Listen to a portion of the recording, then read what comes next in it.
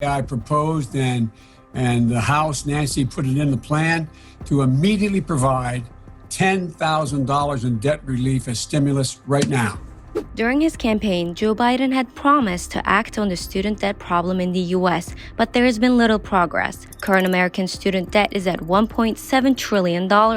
That's more than the GDP of many countries, including Australia, Brazil, and Spain. Today's university graduates finish school with almost $30,000 in student loan debt on average. That's an increase of 300% since 1970. Millions of young people are struggling to build wealth.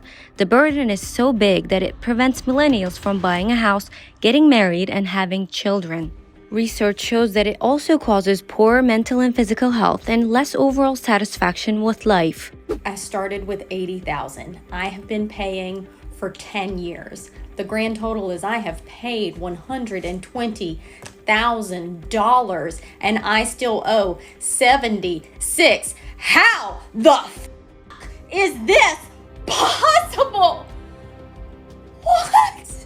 Student debt also widens the racial wealth gap between Black, Latino, and white Americans. Black students have more debt compared to their white peers. According to a 2020 study by PayScale, they also face more difficulty when paying back loans due to racial bias and unequal pay in the workforce. Critics say debt relief would deliver an economic boom and would greatly lessen gender and racial inequality. Democratic lawmakers are ramping up pressure on the issue. So the idea behind this is to put more money into the pockets and better long-term prospects for young people who are starting their economic lives.